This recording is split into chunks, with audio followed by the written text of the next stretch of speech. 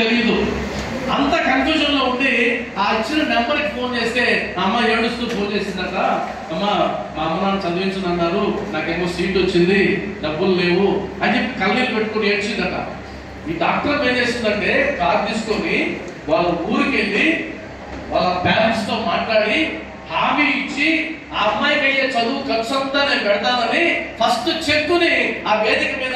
So నువ్వు కోరుకోవాలి కానీ నీకు సహాయం చేయడానికి ఎంతో మంది మనసు ఉన్న వాళ్ళు ఉన్నారు.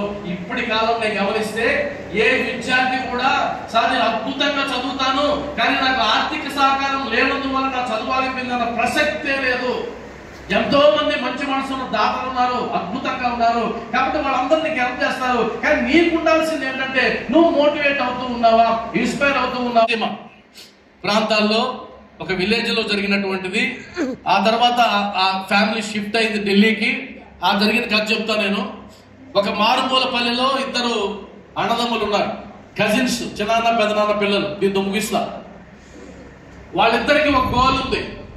ఆ గోల్ ఏంటంటే రన్నింగ్ రేస్ లో వాళ్ళు గోల్డ్ మెడల్ సంపాదించాలి. That's there goal. వాళ్ళ పేరెంట్స్ కూడా ఎంకరేజ్ చేశారు. వాళ్ళు బాగా తర్వాత ఢిల్లీలో ఒక రన్నింగ్ రేస్ లో పాల్గొనాలి. ఆ రన్నింగ్ రేస్ లో పాల్గొనడానికి ఆల్రెడీ అందరూ వెళ్ళిపోయారు. వాళ్ళ ఫ్యామిలీ లాస్ట్ ఆడుకుంటూ వెళ్ళారు. ఇక సెమీఫైనల్స్ ముందు రోజు జరిగేటువంటి సెషన్ లో వీళ్ళు రన్నింగ్ రేస్ లో పాల్గొన్నారు. 12 మంది కాంపిటీటర్స్ ఉన్నారు. అందరూ వరుసగా నిలబడుతున్నారు.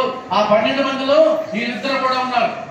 అందరూ ఉత్కంఠగా చూస్తున్నారు ఎవరు వస్తారు అని. ఎవరు ఫస్ట్ వస్తే వాళ్ళకి గోల్డ్ మెడల్ ఇస్తారు. అలాంటి సందర్భంలో ఇక సిగ్నల్ వేస్తే రన్నింగ్ రేస్ స్టార్ట్ అవుతున్నటువంటి సందర్భంలో అనౌన్స్మెంట్ వచ్చింది. అనౌన్స్మెంట్ ఏంటంటే ఇద్దరు పేర్లు చెప్పి మీ రన్నింగ్ రేస్ చూడటానికి బయలుదేరినటువంటి కారుకి యాక్సిడెంట్ అయింది, మీ అమ్మలిద్దరు స్పాట్ లో చనిపోయారు, నాన్నలిద్దరు డేంజర్ లో ఉన్నారు, మీకు అవకాశం ఉంది, మీ విలేజర్స్ ఉన్నారు, అవసరమైతే రావచ్చు నామినేషన్లో, ఎందుకంటే పూర్తి కాదు ఇంకా ఉన్నాయి రౌండ్స్ అని అనౌన్స్మెంట్ చేస్తే అంతా పిన్ డ్రాప్ సైలెన్స్ అయిపోయింది. ఆ కాంపిటీటర్స్ చూస్తూ ఉన్నారు వీళ్ళిద్దరి వైపు తెలుసు కాబట్టి. అందులో ఒక అబ్బాయి ఏమో తలదించుకుని ఉన్నాడు, ఇంకొక అబ్బాయి ఏమో వాళ్ళ అమ్మగారు చనిపోయారని ఎప్పుడైతే వినిపించిందో అనౌన్స్మెంట్ పెద్దగా ఏడుస్తూ దొర్లుకుంటూ పరిగెత్తుకుంటూ వెళ్ళిపోయాడు గ్రౌండ్ లో నుంచి. రెండో వాడి పేరు వినిపిస్తూ ఉంది. వాళ్ళందరూ వీడు వైపు చూస్తున్నారు. వాడు కదలలేదు, కనీసం కన్నీటి చెమ్మలేదు, పట్టించుకోలేదు. అప్పుడు అనుకున్నారంటే కాంపిటీటర్స్ ఇలాంటి దుర్మార్గులతో పోటీ పడడం మన దౌర్భాగ్యం. కన్నతల్లి యాక్సిడెంట్ లో చనిపోతే వీడికి గోల్డ్ మెడల్ అవసరమైందా అని తిట్టిపోస్తున్నారు. 24 ఆ లాస్ట్ లో ఫైనల్ గా ఈ రెండో పిల్లాడు ఫస్ట్ ప్లేస్ లో వచ్చాడు. ఫస్ట్ ప్లేస్ లో నిలబెట్టి గోల్డ్ మెడల్ వేశాడు. అప్పటి వరకు గుమ్మరంగా ఉన్నటువంటి ఆ పిల్లాడు గోల్డ్ మెడల్ ఎప్పుడైతే మెడలో పడిందో ఒక్కసారిగా బరస్ట్ ఊరికి వెళ్ళేసరికి ఊరంతా వాళ్ళ ఇంటి ముందే ఉంది. అమ్మ శవగడ్డి కనిపిస్తూ ఉంది ఎదురుగా. అక్కడి నుంచి పెద్దగా ఏడుస్తూ బ్యాగ్ విసిరు కొట్టి అమ్మ శవపేటకి మీద గట్టిగా పడి ఏడుస్తూ ఉన్నాడు. మేనమామ వచ్చాడు. మేనమామ వచ్చి వాడు చొక్కా బట్టి లాగి తోసి పడేసాడు. అనగా దుర్మార్గుడా, నీ వల్ల నా చెల్లెలు 3 రోజులు వెయిట్ చేయాల్సి వచ్చిందిరా.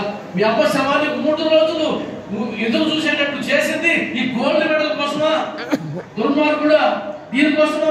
మామయ్య, మా అమ్మ యాక్సిడెంట్ లో చనిపోయింది అన్నటువంటి కబురు నా చెవిలో ఎప్పుడైతే పడిందో నాకు ఒక ఆలోచన వచ్చింది. అదేంటి అంటే మా అమ్మ తుది శ్వాస విడుస్తూ నా బిడ్డ గోల్డ్ మెడల్ సంపాదించాలని కన్ను మూసి ఉంటది. ఆ గోల్డ్ మెడల్ తీసి అమ్మ మెడలో వేశాడు. ఇది అమ్మ నాన్నని ప్రేమించడం. ఎంతమంది మీ అమ్మ నాన్నని ప్రేమిస్తున్నారు? Please raise your hands. అమ్మ నాన్నల మీద ప్రేమ ఉన్నవాడు జీవితంలో ఎప్పటికీ చెడిపోడు. అమ్మ నాన్నలను ప్రేమించేవాడు జీవితంలో ఎదుగుతూనే ఉంటాడు. కాబట్టి ఇక్కడ మీకు రోల్ మోడల్ ఇందాకే చూసాం. అన్నదమ్ములు ఆయన మర్చిపోయారా? మర్చిపోలేదే. ఇంకొక తరం మర్చిపోతుందా?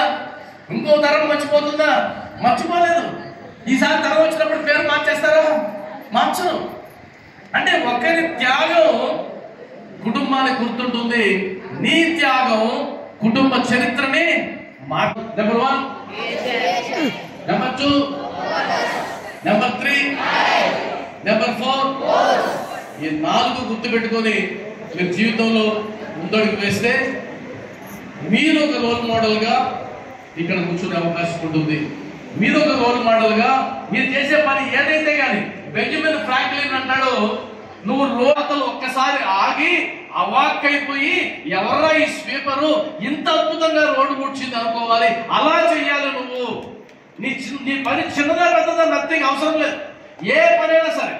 ఎలిమెంటరీ స్కూల్లో నేను పనిచేస్తా. ఎలిమెంటరీ స్కూల్లో పనిచేసినా ఇప్పుడు ఎలిమెంటరీ స్కూల్ స్థాయి కాదు నాది. అంటే గర్వం చెప్పడం లేదు.